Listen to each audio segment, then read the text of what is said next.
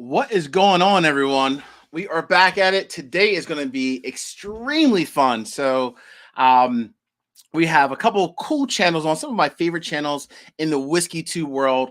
Some of my good friends. Number one, the Bourbon Van, Phil and Julie, and my good friend Chris from Bourbon of the Week. So we're doing a joint barrel pick tonight of ASW Distillery. We have our good friend Chad on, the business development manager over at ASW. So really excited for this, folks. It's going to be a blast. Let's go ahead and bring on. Let's first start with, I will call him the coolest person out of Philadelphia, Philadelphia's finest. Fast talking. If you've ever watched Bourbon of the Week, if you've ever watched any of his short videos, his shorts are absolutely hilarious. In fact, even when if I need a little laugh on a weekend or late at night, I have to watch my buddy Chris from Bourbon of the Week. Let's go ahead and bring on Chris. Marcus, I appreciate that introduction right there. I appreciate that. No worries, man. You are hilarious, brother. I watch your shorts like for inspiration. Like I'll watch them and I show Mrs. Judge. I'm like, you see what Chris is doing? I'm like, I'm just not that cool. I'm not that cool. I have fun. I think they're relatable. I think that's why it works so well. A lot of them, if you're in this industry and you're in this world, you watch them and you're like, yeah, that makes sense. That's funny. So yep. I have fun doing those. Absolutely. You're my favorite was even a recent one, the whole Daniel Weller one. The voiceover that was hilarious. Yep. Hilarious. So it's true. It's cool. Some people reach out and I'm like, listen, I do know people, trust me, I can get some connections here and there, but some things are just out of my reach there. Absolutely. All right, well, let's go ahead and bring on our other friends. So this couple travels like everywhere everywhere and anywhere. Seriously, they're out in Oregon, they're in Vegas. They're supposed to be out here on the East Coast sometime, I think in the late fall-ish area. So I might have a chance to even meet them in person. Chris, maybe you and I could even drive down to Sagamore and meet this cool couple. But I always say Josh and Aaron is the coolest couple in the whiskey 2 world. But I don't know. Phil and Julie, I think they're giving them a run for the money. So let's go ahead and welcome on the Bourbon Van, Phil and Julie. No, hey guys, we can confirm we are indeed the coolest couple on whiskey. You don't need to question it. You don't need to waste the brain power. We got this. We're good. I love it. Good stuff, Phil and Julie. Thank you guys, man. Thank you guys for joining. Really appreciate it. Which I guess, again, for everyone, if you're watching the channel, number one, please make sure you guys, if you're watching, make sure you guys go ahead and check out both the Bourbon Van as well as Bourbon of the Week. Make sure you like and subscribe to their channels as well. And we all owe a huge congrats to Phil and Julie. They crossed over the 10,000 subscriber mark. So round of applause for Phil and Julie in the Bourbon Van. Putting out great content. No matter where you guys are at, you guys are on the road sometimes. If you're at home, you guys are always just putting out great content. So always love coordinating with you guys and collaborating. This should be a blast. Yeah, this is great. Thank you so much for having us on. We big fans of Marcus. Of course, you didn't get yourself a proper introduction the way you did for us. I didn't have anything prepared, but thanks for having us on anyway. We appreciate it. No worries, my friend. No worries at all. I appreciate it so much. All right, and on to our special guest from ASW Distillery. So I actually, kind of cool story with ASW. One of my patrons, I have several different patrons that live in Georgia, but one of them was like, he kept talking about ASW Distillery. And I'm like, ASW Distillery, I've never heard of it before. I've heard that there obviously are Georgia craft distilleries out there, but I've never heard of ASW before. So one of my buddies, Ron Edwards, was like, Judge, she's like, I'm going to send you a bottle and I'm going to guarantee that you're going to like it. I'm like, oh boy, hopefully I don't disappoint Ron, because you never know if you're not going to like something, right? I mean, it's like a 50-50. You might like it. You might say, who knows? But I had a chance to review the Fiddler, which is what we're picking tonight. And let's just say I was like floored. I'm like, I need more of this and like now. So being the fact that we get a chance to do a barrel pick, this is even better. So we were going to bring on Chad Rowson, the Chief Marketing and Business Development Director over at ASW. Welcome to the channel, Chad. Hey. What's up? How are you, Marcus? What's up, everybody? Good. Thanks for having me. How are you doing tonight? I'm great. I can't figure out how y'all get such an awesome lighting setup, because I'm here. This is as bright as my lights in my house go, and I'm still glowing yellow. I need like a flashlight or something. I will say that it took us 3 years to get the lighting right, because we have not. It took them. If nobody tells you, we have 17 candles set up just behind the computer. You wouldn't know that. But you like to do bourbon seances. I like it. Yeah. It took them 3 years to figure it out, and me 3 years to ask them how they figured it out. So it took me about, and then finally they helped me. So that's the only way, and that's good. That's awesome. That is awesome. It does take time, though. You're right, Chris. You know, you go through the whole motion. I mean, I remember, to your point, Julie, right? My lighting was horrible. People used to like send me like private messages like, Judge, I love you, but your lighting just sucks. I'm like, oh my gosh. Like, okay, I'm sorry. I apologize. I finally figured it out. So I went through 3 cameras before I figured out lighting had much more to do with it than anything I was doing on my camera settings. That's funny. Wow, 3 cameras. Oh man. Oh yeah. Woo. That's a lot of cash right there. We've had we picked up a camera 6 months ago, and I just figured out the exposure settings on it literally 2 weeks ago. So you can actually see the background when we're outside now. It's not just a white flash of sunlight. There's depth there. That's awesome. That is too funny. I haven't even figured out my settings. I just went with like the first thing that appeared. I look somewhat normal and decent, and that's the settings that I picked. So you're 10 steps ahead of me. 10 steps. Dave, you're right. ASW is doing some great things. And actually, speaking about ASW, Chad, maybe you can just kind of open it up with just, quick overview, 2 things. Number 1, your role at ASW, and just what ASW is all about as a whole. Yeah, so I head up marketing and kind of out-of-state new market development. So I've been with the company 8.5 years, and it had, prior to me, just been a one single clear whiskey brand that our founders, Jim Chastain and Charlie Thompson, were contract distilling out of a facility in Charleston. So they launched that in 2011. And for the next 4 years, they were kind of growing that predominantly in our home state of Georgia.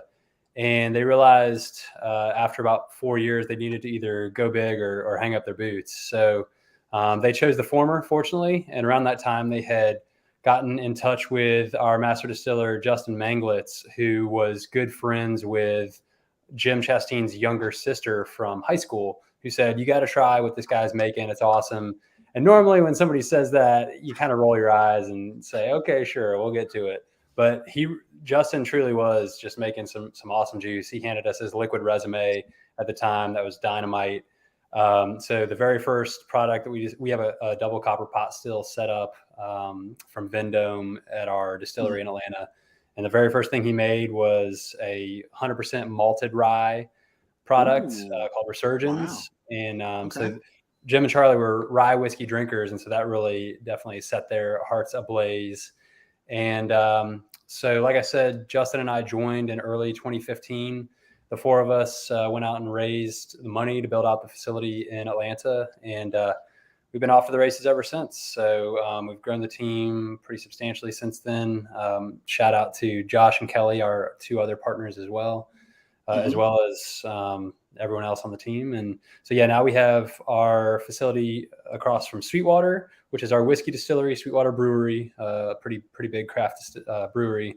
We have our facility in the West End where we house, 1,500 or more barrels.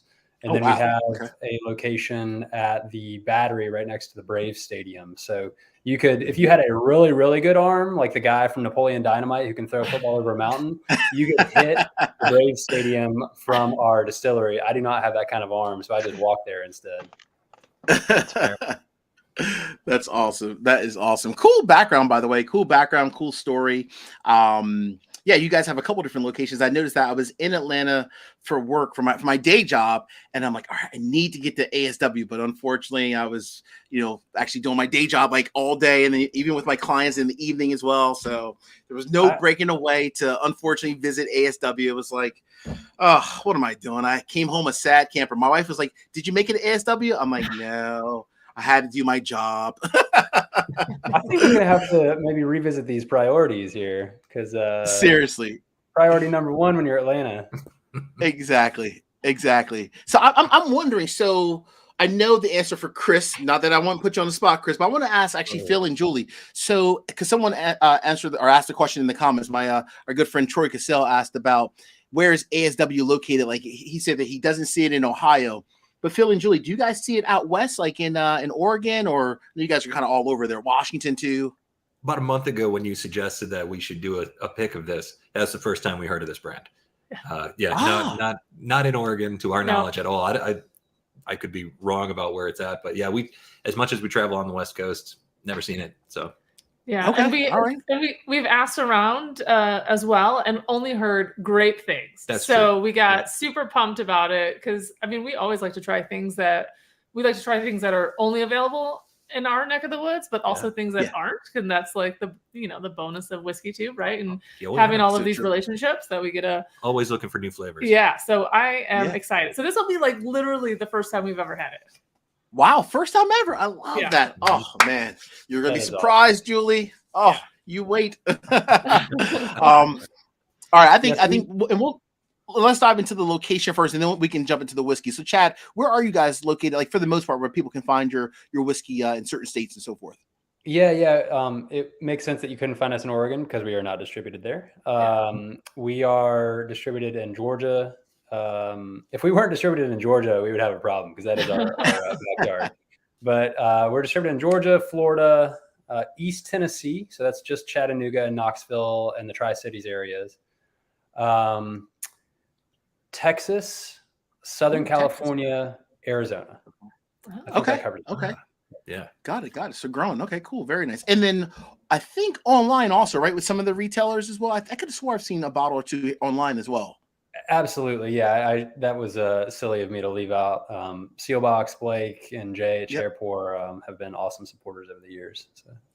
Indeed, yeah, awesome. No, I mean between Blake, like at Sealbox, and Jay over at Sharepour, yeah, I mean they're just great outlets, especially for a lot of us that you can't find certain things in certain markets. To Julie's point, so it is really cool having that online presence, which is awesome. So, and again, I'll give a shout out to Ron. Thank you again, Ron, for even to Julie's point, making me aware of ASW. So I've been a big fan since. Ron Edwards, a huge shout out there. All right, let's get some whiskey going here. Cool. So, Chris, bourbon of the week. What are we doing? Are we starting by proof? Do you want to start by barrel number? Go in order of barrel number. I'm gonna let you pick. I have mine in barrel number order. So 129 first, I believe. Oh, that's what we did over here too. That's so funny. It just seemed to make the most sense to me because the two are the same proof. Is that correct? That's right. Yes. This one and the next one, 152, same proof. Yep. 115.6. So these are higher proof as well. I like it. All right. So barrel 129. We're starting with that one. Yeah. That's the one. Before we get started, I just want to show. Look at how beautiful this is. It's dark. The color is so unbelievable. Dark. It is. I love it. Gorgeous. It is. You get the char in the bottles. Love it. Beautiful. So we did this on 129, right? Yeah. 129. Yeah, 129. You're right, Julie. Look at that. Yeah, so that color is coming.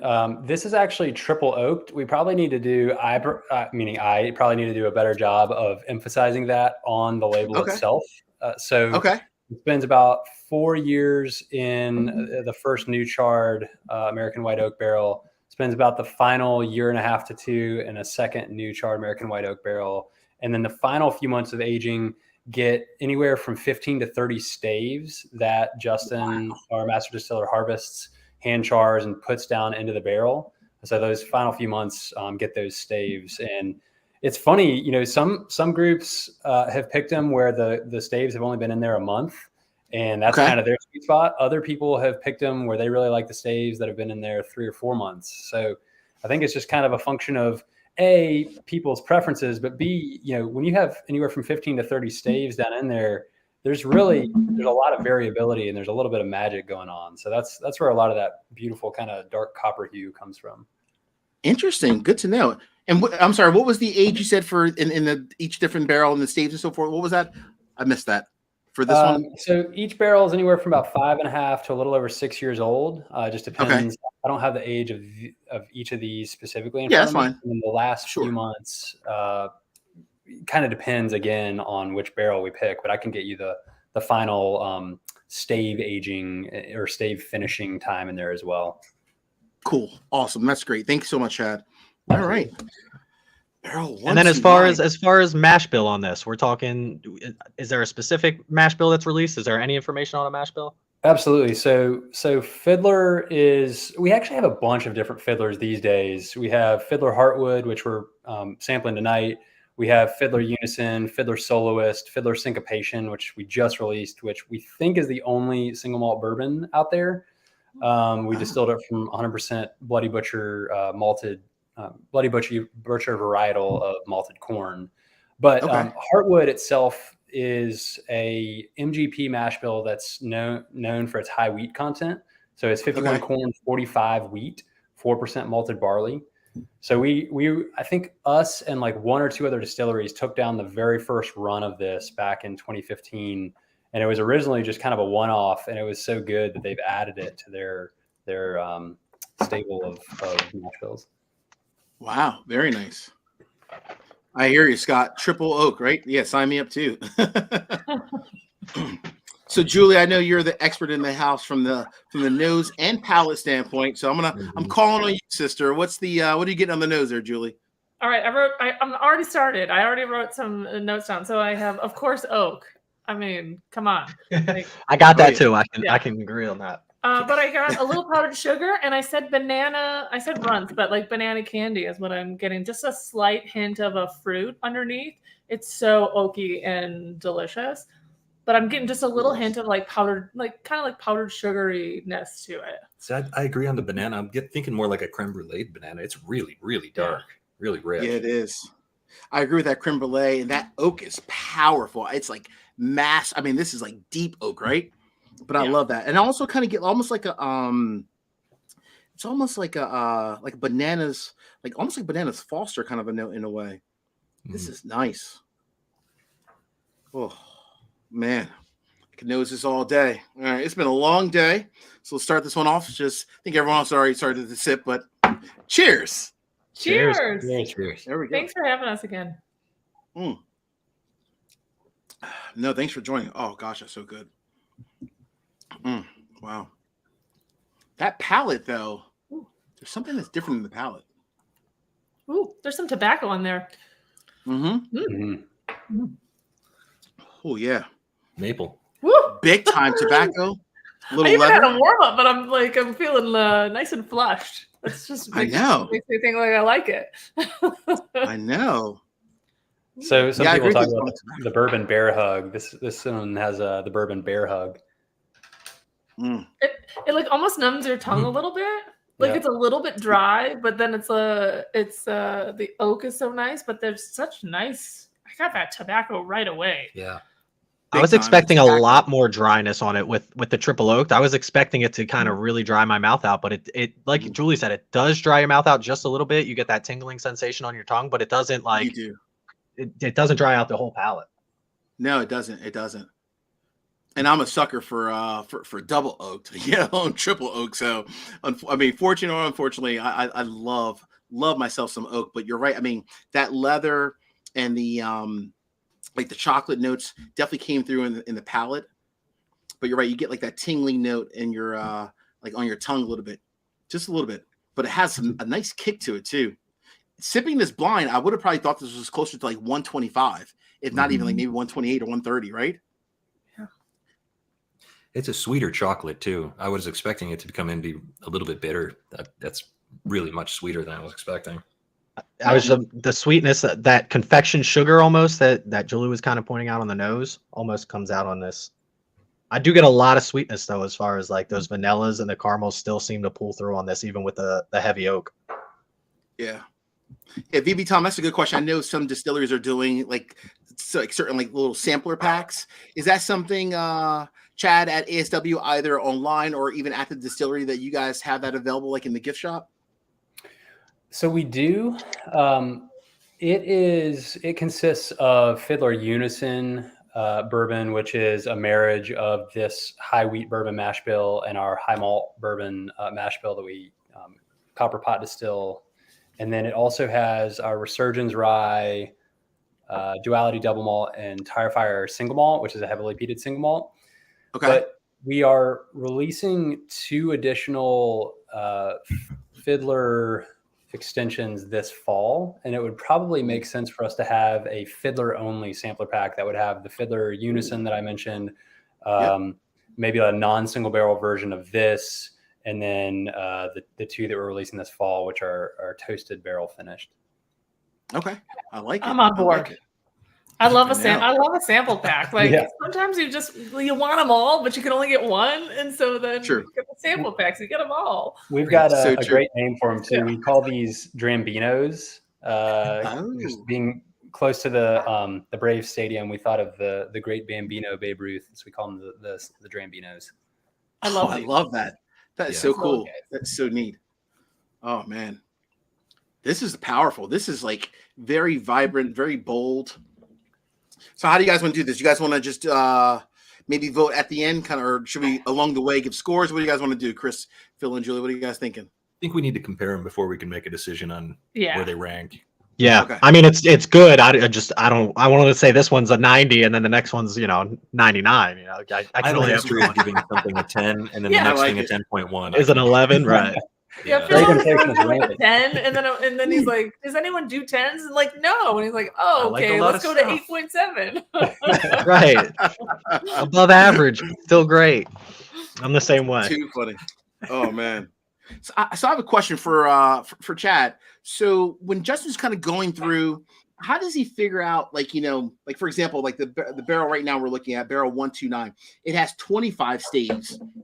The Mhm. next one, not that that's bad, but it has 2 more, 27 staves. Like, is there any rhyme or reason, or like, does he put all 27 in at one time? Does he start with like a 15 and then just kind of add on, or how does that kind of go, or how does that work rather? Yeah, great question about sort of rhyme or reason to stave count and how they're added. So he adds for each barrel, all those staves go in at one time. Okay. But from there, we kind of let the whiskey do its work, its magic a little bit. So we have bounding rules. It's anywhere from 15 to 30 staves, but we're not so molecular as to be able to say, okay, this barrel has these tasting notes. We're going to add 23 staves because we're targeting this exact profile in the end. Because ultimately, what we found is people like just a wide spectrum of flavor profiles, and one flavor profile might be a little drier, a little less sweet, and that might appeal to one group versus a sweeter, maybe more confectionery type notes that appeals to another group. So beyond adding them all at once and 15 to 30 staves, he just kind of charges the barrels, as we call it, and goes from there. That's awesome. Now you mentioned thank you for that. you mentioned the difference between 15 and 30 staves as far as those, one brings out this and one brings out that. Which way do you find it going? Less staves are bringing out more of the sweetness, and then more are bringing out those dark chocolate and tobaccos? I actually think it's even less consistent than that, in the sense Okay. that, so each oak tree has different, grain profile to it. So, each oak, one oak might have slightly tighter grain pour, another oak might have slightly wider grain pour. And so when he's harvesting those, I mean, if he's adding 15 staves from an oak with tighter pores, it's going to have a little bit different profile than 30 staves from that same tree, or 30 staves from a different oak tree. So Gotcha. yeah, I unfortunately can't get too much more detailed than that. No, it makes No, sense. that makes for sense. sure. Yeah. Oh man, looks like everyone's really happy about the sampler packs. See, BBT Tom was like, yes. John Daly, everyone's like, let's go sampler packs. I get it. Trust me. For I sure. will say this: usually more staves leads to more oak, not surprisingly, and a little Right. bit drier finish. But it's also a function of how long they've been in there. So while we're on the call here, I could look up how long the staves have been in there. And maybe I'll do that at the end, so it won't skew your. Don't skew the Let's do that. Yeah, that'll be a nice little surprise at the end to see. Right, that's pretty cool. All right, I'm liking this one, but like Chris said, I don't want to fall in love too quick. Right, I'm gonna be a hopeless romantic. You guys, are we all ready to move on to the next one? Let's do it. All right, Yeah. Phil said, let's rock and roll. Take one more sip. Into it, Hold man. on. The nose on glass too it's showing up, even though it's just sitting on the table. Mine Oh, seemed really? completely different than the first glass. Yeah, Oh, yeah. completely. Interesting. How so? Somebody Chris? just in the one, it seems as far as the ethanol, the first glass I was definitely picking up a lot more ethanol off the nose. This one seems Okay. like it's less ethanol, but then more of the, and these are the exact same when it comes to. I can't really put my tongue on it. So I cheated a little bit because while you guys were talking, I had moved on to glass number 2. Oh, I mean, I haven't Julie. tasted it yet. I haven't tasted it. I was just nosing the glass. She's never been a rule follower. But like straight out of the gate, if this was like a blind, I would think that this it has a very Old Forester nose to it. So if we thought glass number 1 was Bananas Foster, like glass number 2 is definitely Bananas Foster. It's definitely 100%. It's got a 1910 look to it too on the color. Yeah. I was missing. Not that I was missing it when you guys said it. I picked it up, but on this one, you can you can't really mistake it at all. It's just, to me, it's like much more fruit forward than oak forward. Good vanilla, and then that changes actually as you nose the glass a little bit, and then I was getting black cherries on the nose at the end. It's interesting because going back to glass 1 now, all Totally tobacco, different. but there's a lot of nice vanilla on glass 2. Sorry, Glass 1 had a lot of pecan notes, and even the nose. I'm not getting a ton of like pecan, or not even as much oak either in the second one personally. Mm-hmm. I like your pecan note. That's a great note. So you want to know what's crazy? Speaking of the stave variability, I know there's 2 staves difference here that you wouldn't think would have that much of an impact. They were also put in there. I'm not going to give you the total time they've been in there, but these were put in there very, very close to each other, the staves. And it just goes to show, like, the nose on these is wildly different, and yet they're pretty similar in terms of stave added time, number of staves, etc.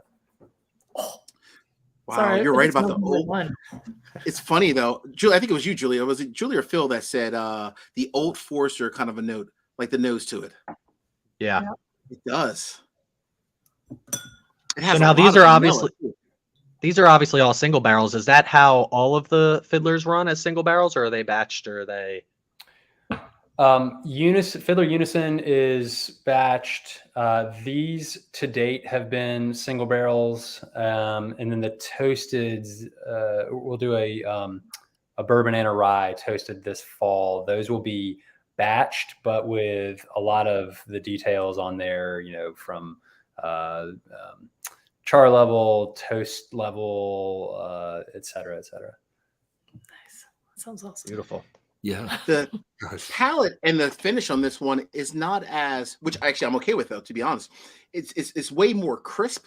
It's not as like bold as the first one, which is funny because they're the exact same proof, but completely different from a nose, and then also palate and finish as well. Completely different. This reminds me, and I'm not going to talk about Old Forester all night, but this reminds me if 1910 was bottled at the same proof point as 1920. Yeah, because there's a lot of really nice dark flavor there. Yeah, this was a lot. It's so interesting. It's a lot sweeter than the glass number 1. Yeah, it is. Glass 1 was definitely very spicy. It was spicy. Yeah. Mm-hmm. This is way more sweet, well-rounded, very pleasant. Yeah, I don't want to. Cinnamon and ginger on glass 1. I'm not getting a ton of that here, but that stuff did build from sip to sip. Oh, in glass 1, the cinnamon for sure, big time.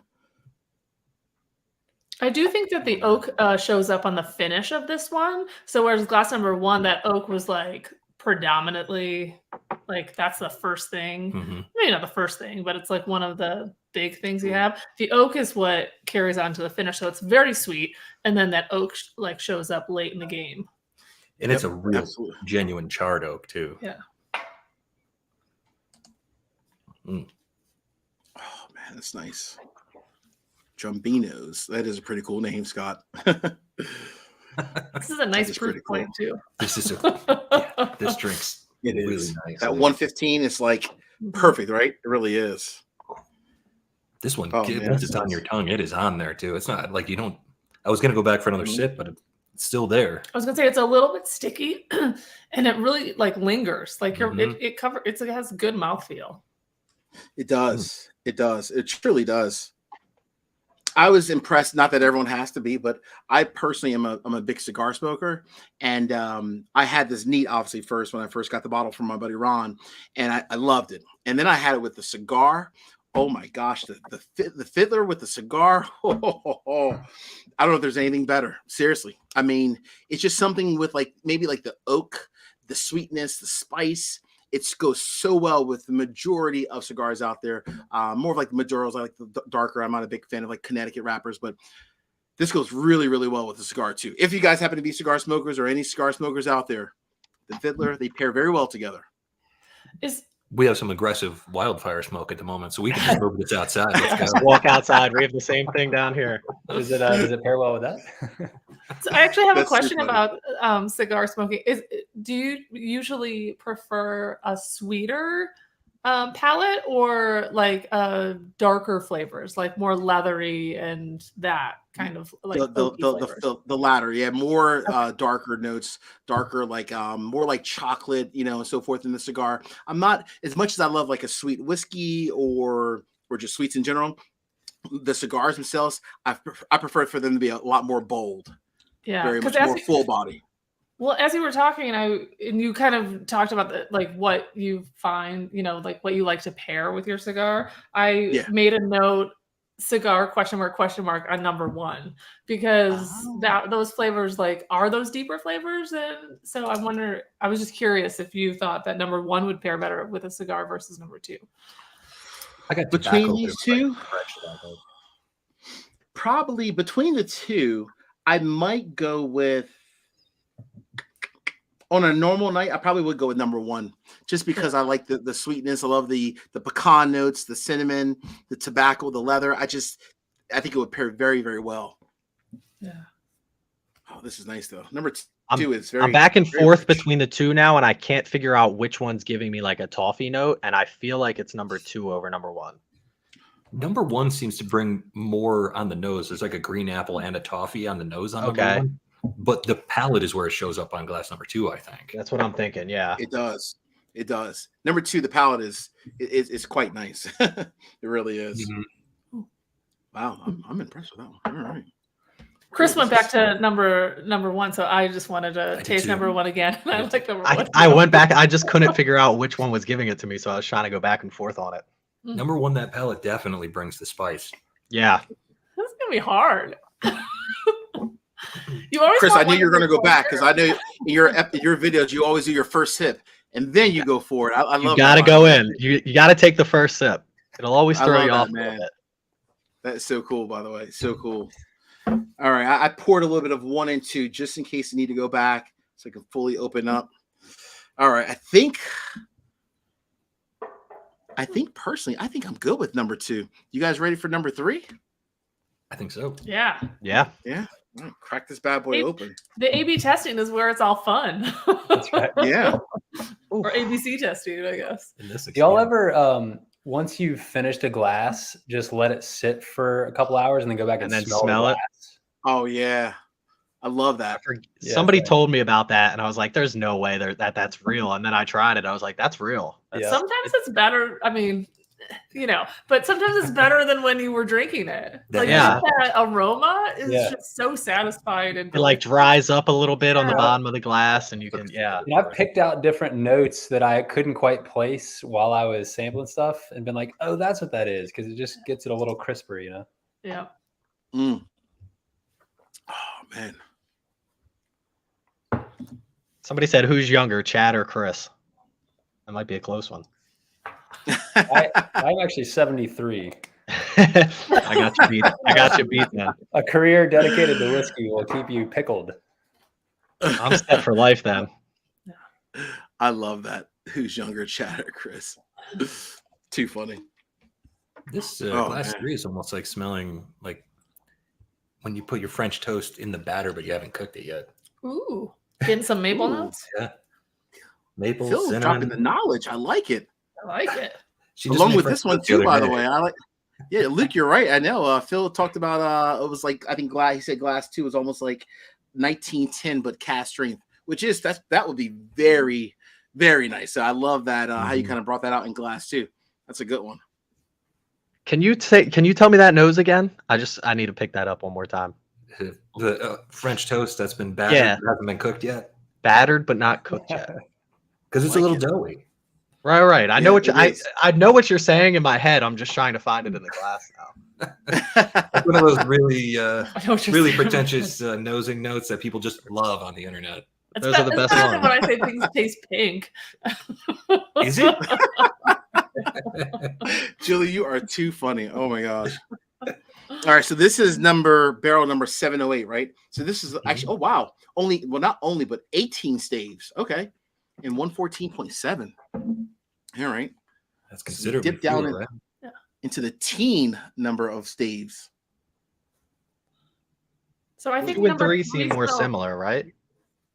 Sorry, go Say that ahead. again, Chris. I was gonna say 2 and 3 seem more similar on the nose right now than 1 and 2. They do, yeah, a And the lot intensity more is ramped up vanilla too. based. Yeah. So funny. I was just thinking 1 and 3 smelled more the same.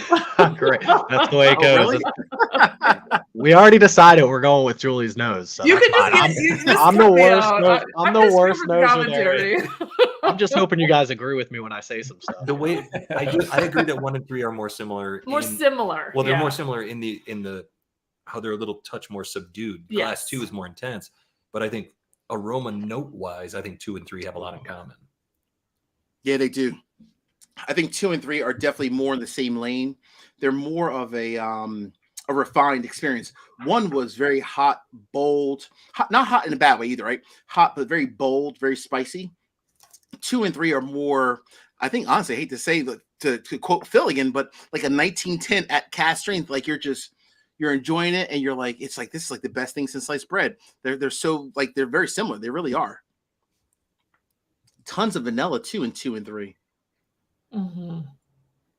There's some breadiness man. in. You're right. Well, you said French toast. There's some breadiness in this nose as well. Is my nose actually on tonight? This is Maybe. the first time for That's everything, great.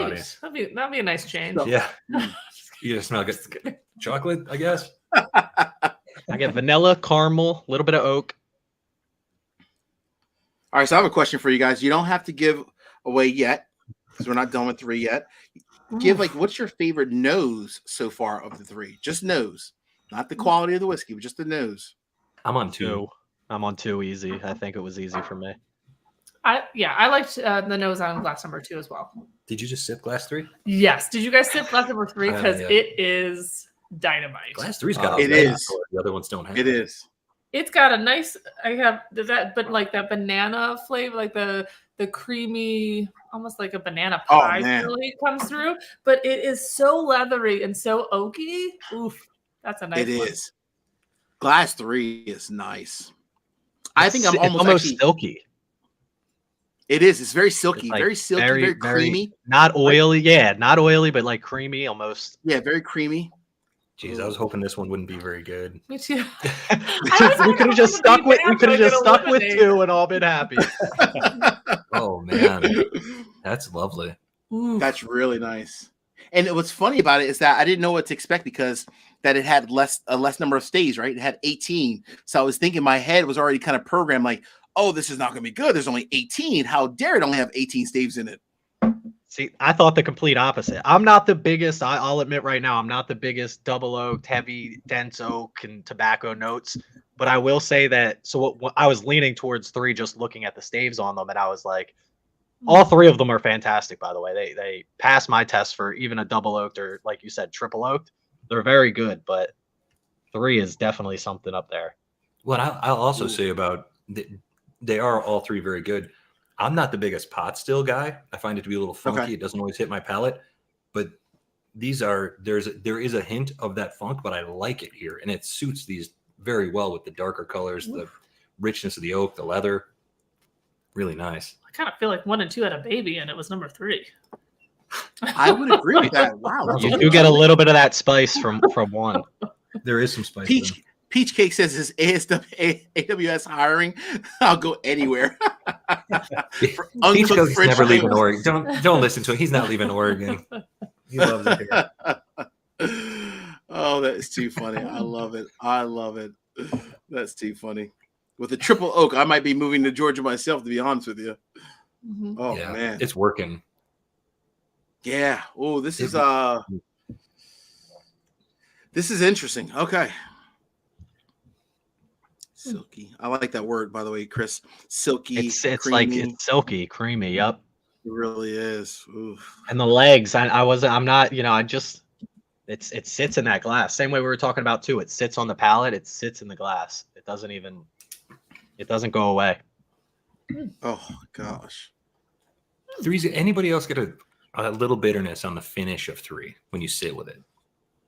Mm-hmm. I'm gonna have to sip on it more. I'm getting a nice, like, Marcus, you said pecan on I think on glass number 2. I'm getting that finish right now. In 3 as well. Yeah. Yeah, I think I need to go back to all 3 of these just to be fair. What's the consensus? Pecan?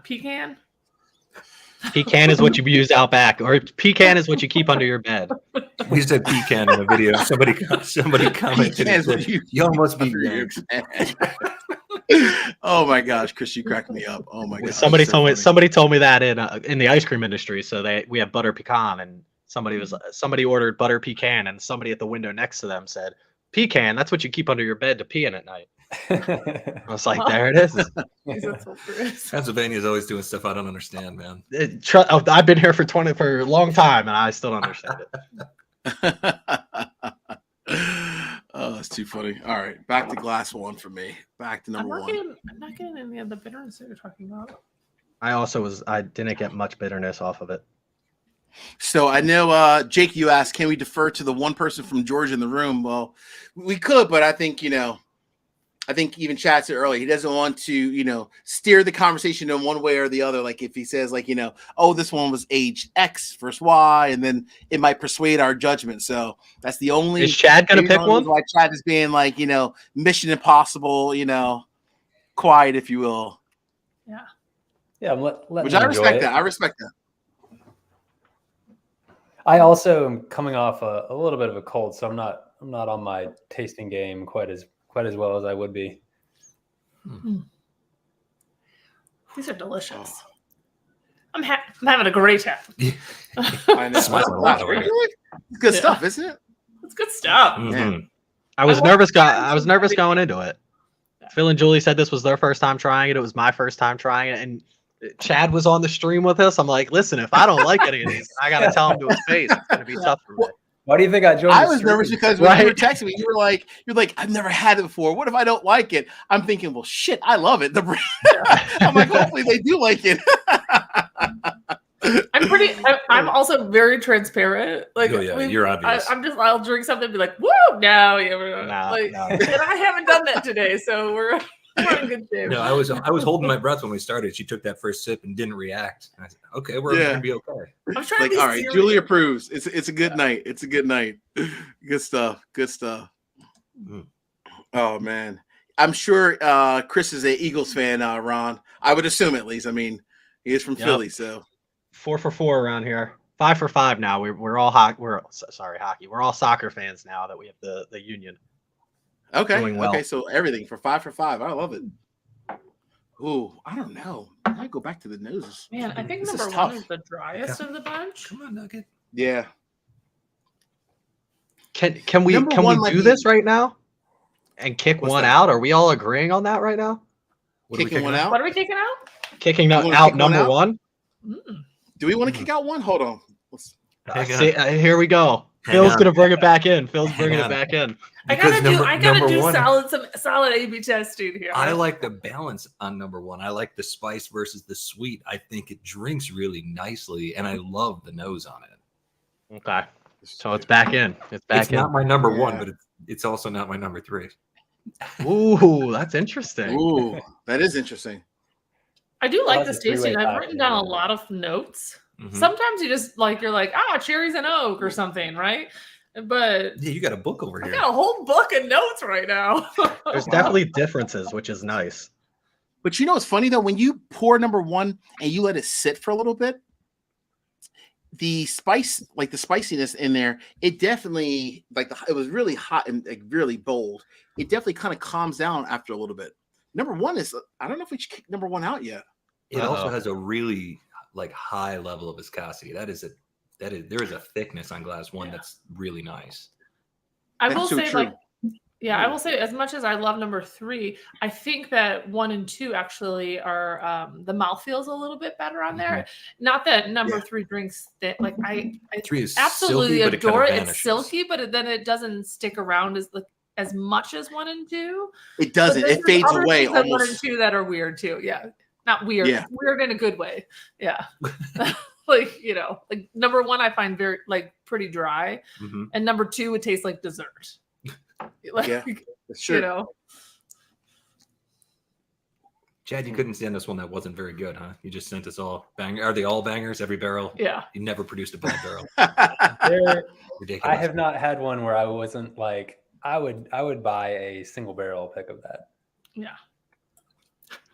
Then 2, again, I'm picking up maple. What's that? I was gonna say 2, I'm picking up Nice. maple syrup on the second time around, or third time around. Yeah, that's what I put love this on number 2. I said, maple really heavily on there. Actually, they all do have a maple presence, which is my favorite tasting note of all time. So I gotta I'm agree having with a that. great Yep. time. Yeah.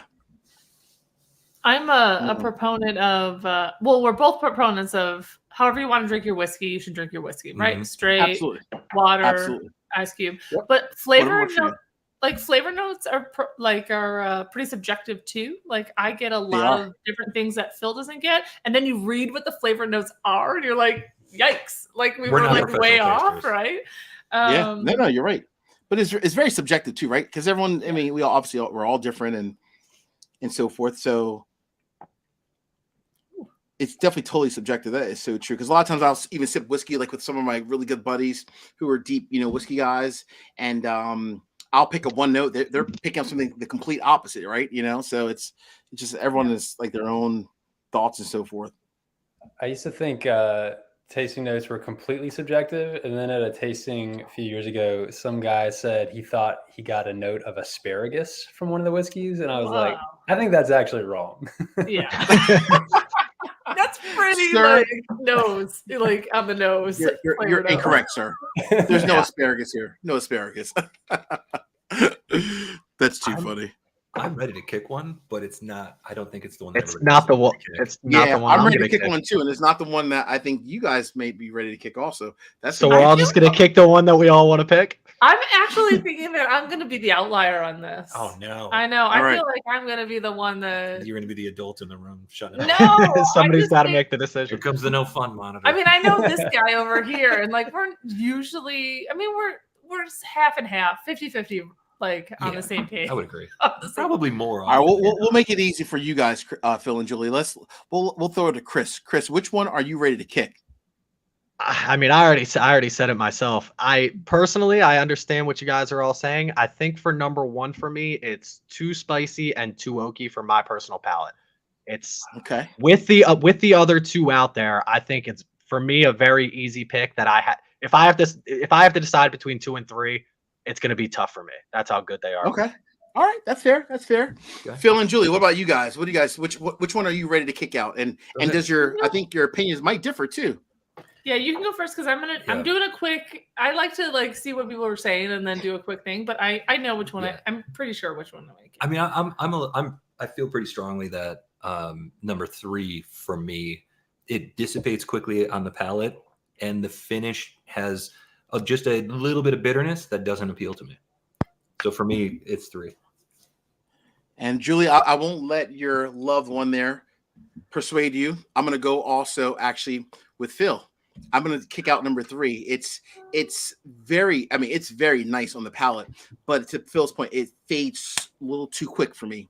I want something that's a little bit more memorable. So I'm in between 1 and 2, kind of torn, but I like them both in different ways and different reasons, but I'm actually ready to kick out number 3 also. And what's interesting is that I was ready to kick out number 1, so I'm with Chris because me and Julie have always pretty much hit each other with those palates. It's just a little dry for my taste. Got house palate over here.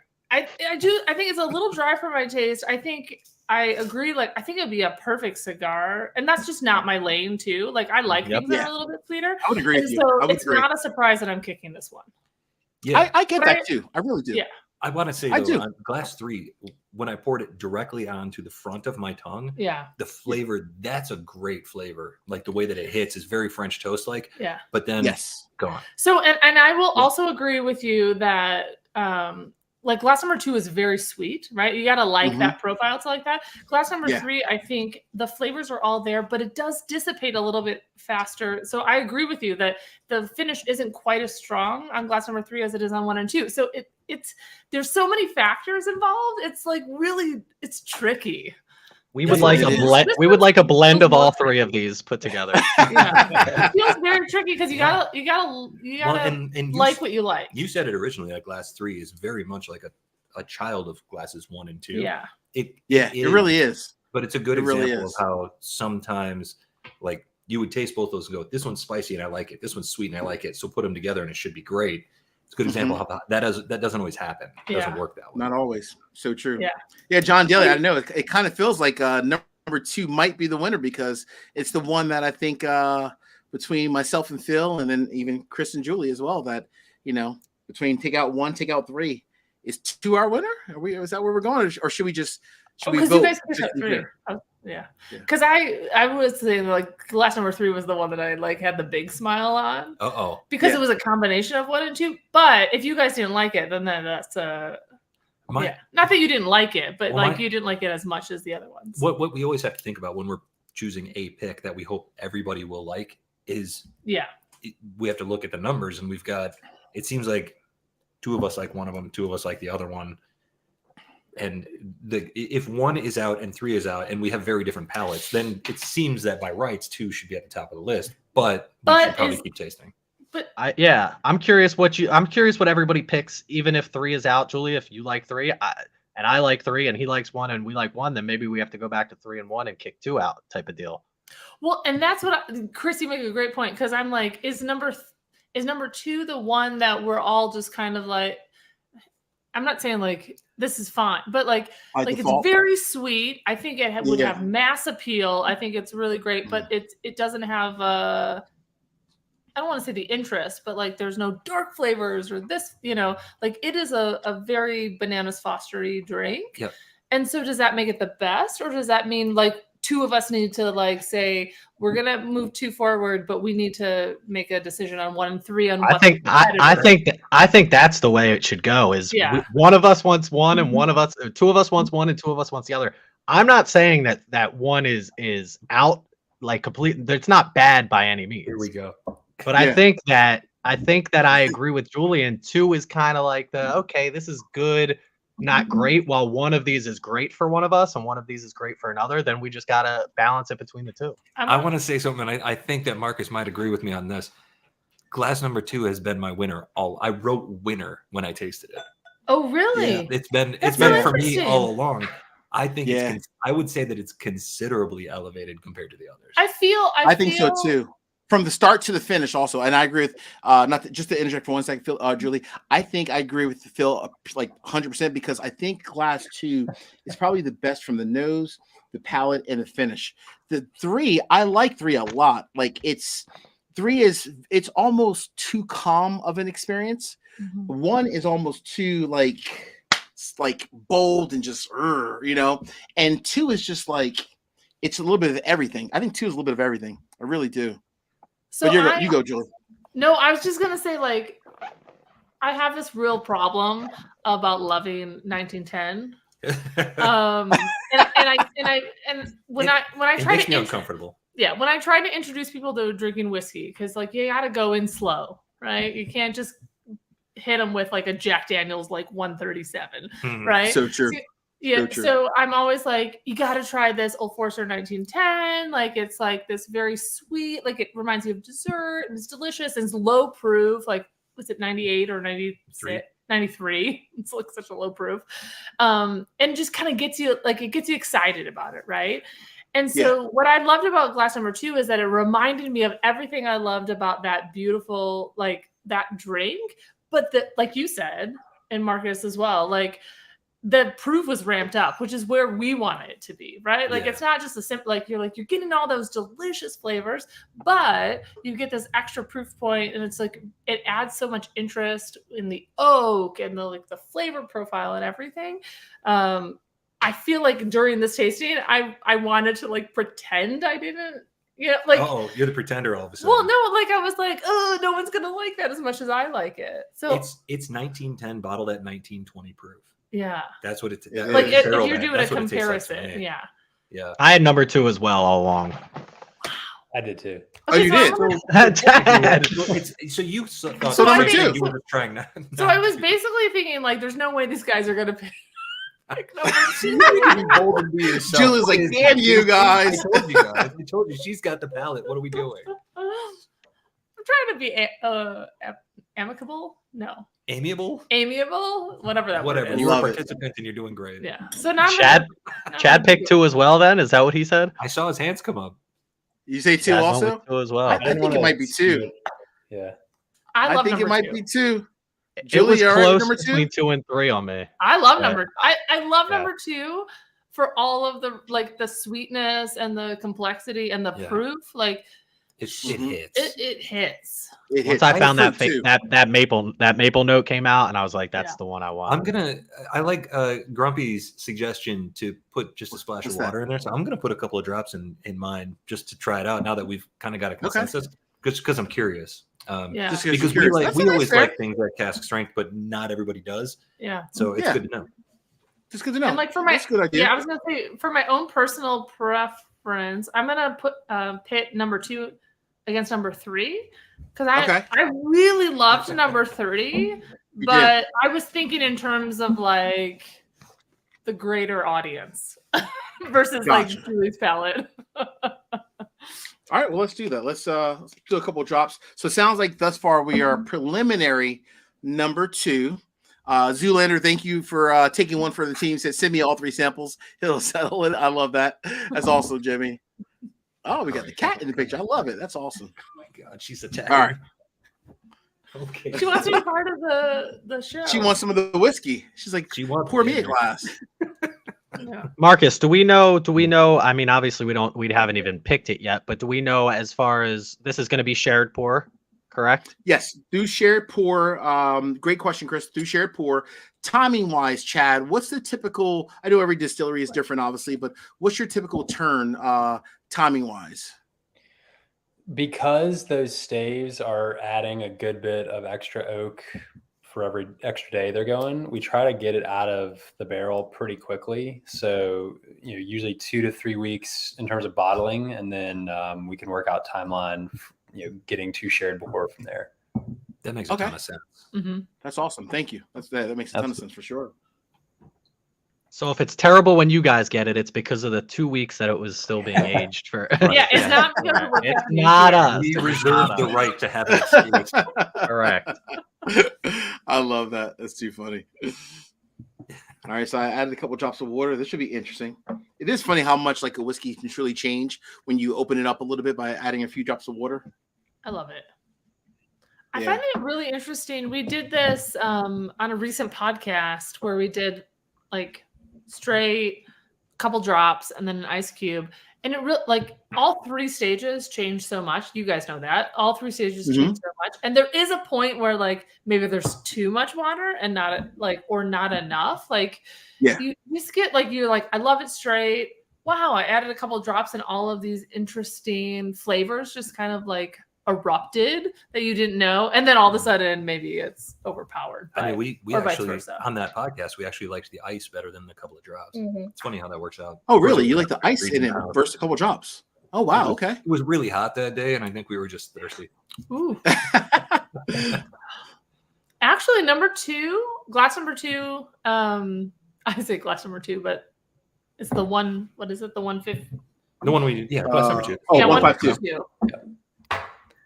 I think some of the flavors of glass number 1 show up here. So I'm getting a little bit of that leather now. So it's less Bananas Foster's, more leathery oaky on glass number 2 with the 2 drops. You're right about the leather. It's there. Yeah. That's great. That's nice. That means it's versatile, and it can be, if you like a little bit lower proof, it's still really good. Yeah. I'm a chit chatter, and I just wanted to let Chris know that we were recently, What is this? recently in Western Oregon, and we went to a local ice cream shop. Oh, we did. Yeah. And they did something bourbon-esque. It wasn't as quite. And so every time we see you and we're on a live stream together, we're like, you have to do the best Bourbon and ice cream for this pairings. bourbon. We're And I'm still going waiting. to say that again. We're Like, still I've waiting. been, it's been what, 2 video. years now? You guys have been asking Here's for the that? crazy thing. Chris is an ice cream expert. He's a whiskey expert. How do you not Meld marry that them. up? You're the only one that can do That's it. so true. You should You're blend right. them together somehow. I have access to everything, and I've been slacking on that completely. They were doing like I don't remember what the ice cream flavor was, because it was funny because they had like half the flavors were like 21 and up, and then the other half were just like for everybody else. I guess for kids, not for everybody else, but like for kids. And I was like, I even mentioned you, and I was like, this. Like, look at this. Chris needs to do this. They're putting stuff in here. Like, Chris needs to do this. And you don't even add alcohol. Like, I think they were adding some sort of whiskey or something to the alcohol. or tequila. Oh, Jesus. Boy. And or She's tequila dropping or things. whatever. No, we're fine. Yeah, we just kept thinking about like how you need to do that. Chris needs I to do. Yeah, I you're think the it's only literally person- been 2 years since you've been asking me, and I'm just like, I know. keep slacking on doing it. I have to do it. Yeah. Gotta try it, Chris. Yeah. So Terrence Okay, says he so loves he's the an heartwood and the port finish. Oh, you have the Yeah. port finish also. So Terrence, I know you go to Atlanta a lot for family, so you're lucky. You get a chance to go to ASW and buy whatever you want to buy, which you're the lucky guy, I guess. Yeah, so he's talking about the port finish version of our Resurgence Rye, 100% malted rye. Wow, very nice. So it's funny. I added a couple of drops in all of them, and no joke, I think number 2 elevated. I think it gets even more fruity notes when you add a couple of drops. Number 2 is, I think you have my vote. I was literally just gonna say the exact same thing. Glass 2 got even better. It separated itself even more from the other two. I don't think Even there's any more. choice. Yeah. I'm with you, Phil. All right, Julie, Chris, what's your vote? Survey says I had 2 from the jump as well. I had 2, 3, 1. So I got 2 with you as well. I was with Chris, and I said in my like mental Rolodex, I had 2, not reluctantly, but I was like 2 for Julie, 3, 1, because I loved the flavors of 2, but I didn't know if you guys would like the flavors. I love So it. yeah. And I was 2, Love 1, it. 3, but honestly, 1 and 3 were pretty close. 2. I agree. Like even with like just straight, the flavors were great. Like it had just the right amount of sweetness, just the right amount of oakiness. The finish was really great. But when you added those couple drops, it added some of those like deeper flavors that maybe you didn't catch the first time around. Yeah. And I'm glad you guys recommended that too, by the way, just to say, hey, let's add a couple drops, because a lot of people do that, right? So I think it was Julie said that. So kudos to you, Julie, for saying let's add a couple drops in just to kind of see what the experience would be like. So that was a great idea, by the way. That was fantastic. Yeah. Fantastic. Yeah, got to give credit to Grumpy on that one. He wanted it, so we had to give people what we want. That's what the Bourbon Van's all about. Yeah. Absolutely. Absolutely. Yeah, I had the same as you, by the way, Phil. 2-1-3. I was 2-1-3. I did love 3 initially, but then as I sat there and I was like, wait a second, why did it fade away so quick? What happened here? Then I was like, all right, I'm 2-1-3. Eric, I'm 2-1-3. So yeah, on the tip of the tongue, like when you're trying something different, you just like you put it on different places of your tongue when you're doing a tasting, right? On the tip of the tongue, 3, that first burst of flavor was about as good as it gets. I mean, it may have been the best thing on the table, but it dissipated quick. So yeah, I 100% agree. Like I thought, like the initial smile I got from number 3 was just like whatever, and then as you drink it, you're like, ooh, but the finish, and we know like people want a good finish. Like they want the flavors to be great and like, a good sipper and, whatever, but they want to linger. And I think 2's a great choice. 2's a great choice. I'm happy. It is a great choice. Agreed. I'm happy as well. That was a good one. So, Chad, as we wrap up number 2 as our selected winner, barrel number 152. Quick question from Peach Cake. So, I guess I think obviously we were talking about Terrence's comment earlier about he has the fiddler, but then also your rye finishing a port. It looks like Peach Cake is asking if you could finish any of your distillery picks in a, I guess like a rye that would be in a barrel, a secondary barrel. What would it be? What do you think works very well for rye whiskey? At least your rye whiskey, I should say. I'm probably a tie between port and Amberana. Ooh. Amberana's Wow. great answer. Yeah, That is a great answer. Amberana would be good. Would be really good with this pot distilled flavor that comes through here. I think that'd be great. Yeah, absolutely. Amberana is that's like the new kid on the block that everyone loves, and I love it myself too. I mean, it's like, oh, whew. And it would probably be a second or third fill Amberana in my book. Okay. The first fill can be kind of pungent.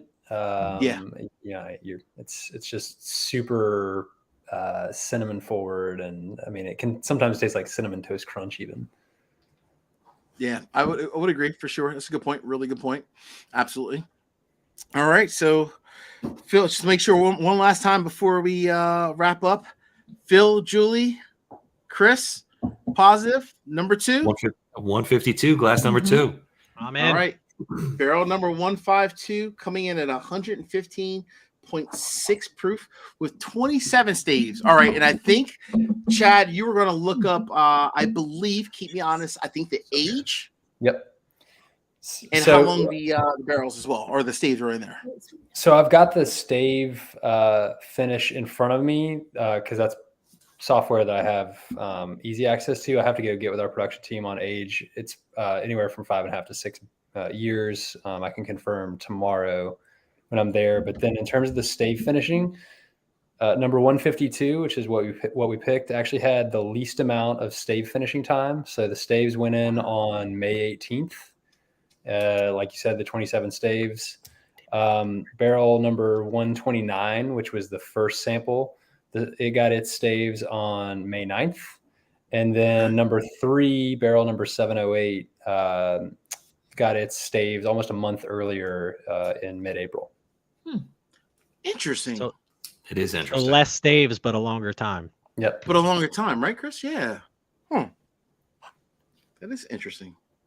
Wow. It explains why there were some similarities between all 3 of them. 1 and 3 had some, 2 and 3 had some, 2 and 1 had some.